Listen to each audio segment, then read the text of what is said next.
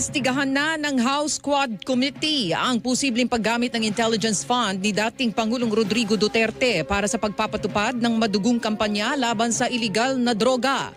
Ayon kay House Public Order and Safety Chairman Dan Fernandez, sisilipin ng House Quad Committee ang naturang issue. Kaya lumabas na investigahan yung Intel Fund ng former president because Rohina Garma told us na doon ang galing sa Malacanang yung pera. So we need to find out saan talaga kinuha yung pera. And we're pretty sure doon yun sa Intel Fund.